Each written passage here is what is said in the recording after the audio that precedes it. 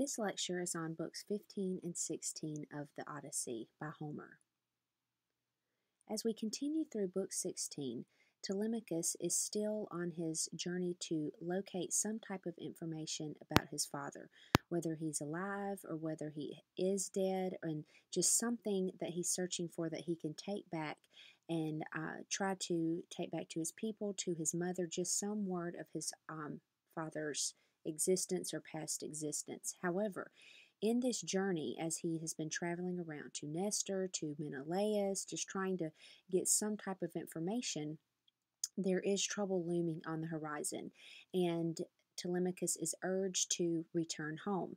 He leaves Sparta, where Menelaus and Helen are, because they have been telling him what they have seen of his father, the last place they were located, and it was kind of a lengthy visit with them. And remember that Helen and Menelaus did bestow upon Telemachus an extreme amount of hospitality, which is highly encouraged. But nevertheless, he is urged to leave and go back home because of the danger that is lurking in Ithaca on behalf of or by the suitors. So as he leaves, he knows that he has to drop Pisistratus off, and this is going to be in all efforts on his account, trying to be the shortest visit possible. He knows Nestor can be very long-winded, bless his heart. He does try to give extreme accounts of reason, wisdom, but Telemachus knows that he simply does not have the time. On his way back home, he picks up Theoclymenus, and in the reading, you will find his entire story of how he is a fugitive on the run. He is also a seer, but he is someone that Telemachus feels that he can trust. Odysseus, in the meantime, is continuing to talk with Eumaeus and telling more of his stories. Telemachus sees an omen on his way home, and it's kind of, this whole book is kind of, fast paced somewhat, picking up between Telemachus' scenes and Odysseus' scenes. Telemachus sees an omen. Theoclymenus interprets it as Odysseus' family retaining in power in Ithaca, and then Telemachus himself sets out for for Eumaeus' home. He does not know Odysseus is there at the time. And keep in mind, Odysseus is still disguised with Eumaeus.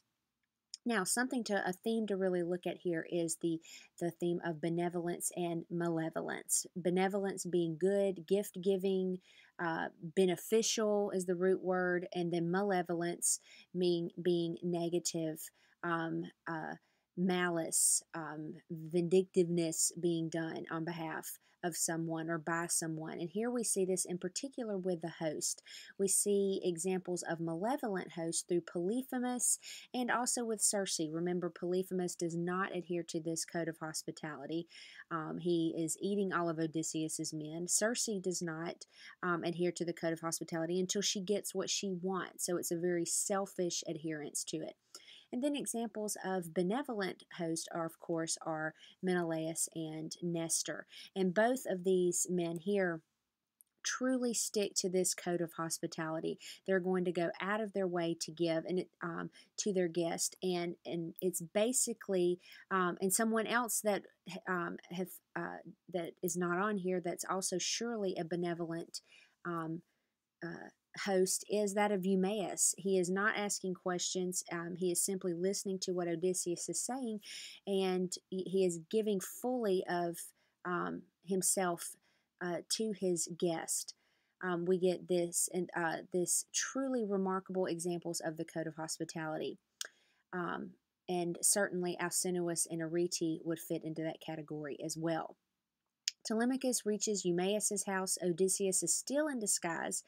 When we get into book 16, Eumaeus goes to tell Penelope of Telemachus' return, and keep in mind it wasn't that, and in the same way that Odysseus cannot just burst into the scene of his own home, hey honey, I'm home, sorry I've been gone 20 years, and he's all of a sudden killed by suitors. In the same way, Telemachus cannot do that as well. He cannot just rush in, say I'm back, because the suitors are really starting to pick up that something is up. We must do something to try to retain our power.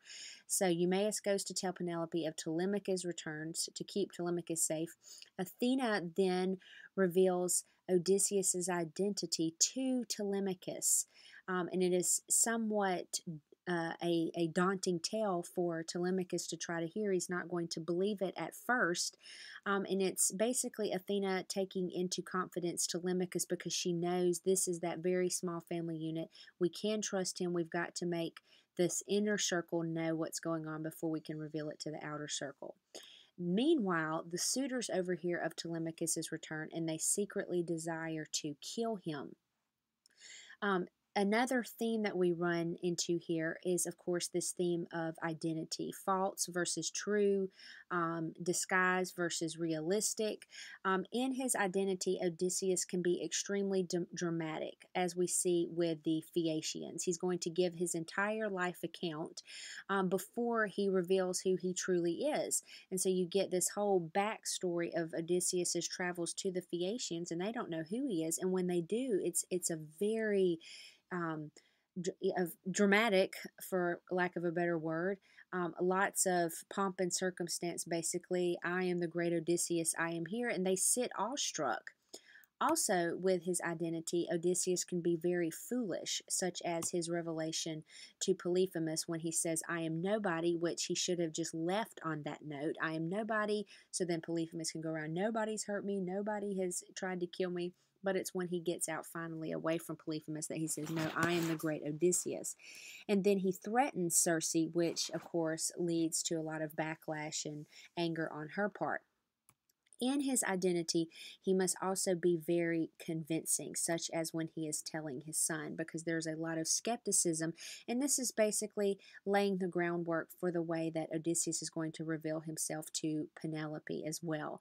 She is not going to believe at first, so he's got to give signs, give things, and that's something to watch, just the revelation of Odysseus's identity to his family, how certain family members are much more accepting than others.